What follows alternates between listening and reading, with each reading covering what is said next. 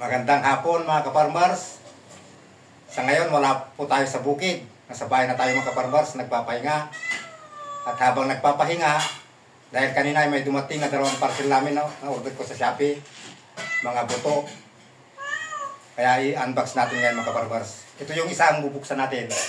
Ito ay nagkakalaga ng 2,105. Order namin sa Shopee mga kaparmers. Buksan natin.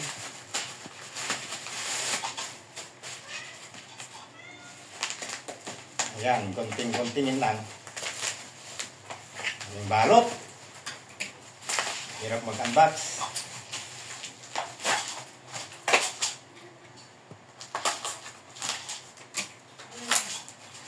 Ayan mga kaparmers, so ito, yung isa, yung kanong halaga nito. 2,105. Ito ay Suprema Gold mga kaparmers. Buto ng kalabasa. Tatarim namin. Bali 100 grams ito mga kaparmers. At itong sa pang parcel namin mga kaparmers, oh, nakakalaga din ng 3,325. Buto rin ito ng kalabasa mga kaparmers. Sophia to. 2 lata. Tingnan nga natin kung talagang Sophia to. Baka hindi Sophia. Ayan mga kaparmers. Hop. Ayan mga kaparmers. Ito nga yung balot.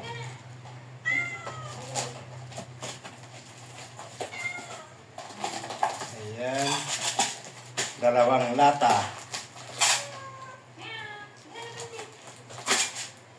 Hirap.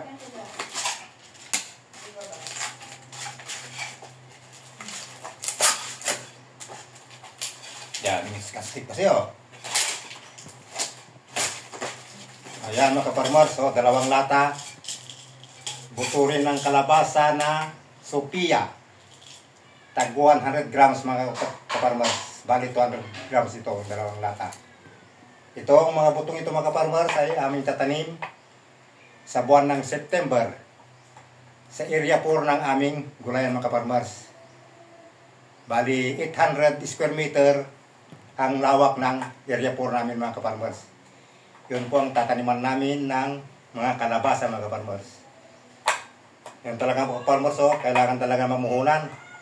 Buto pa lang may 5,000 na mga kaparmers.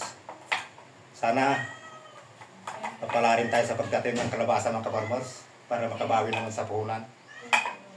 Ayan, kailangan talaga maglabas ng puhunan mga kaparmers pag magtatanim ka. Sige mga kaparmers, hanggang dito na lamang po. Magandang hapon po sa lahat.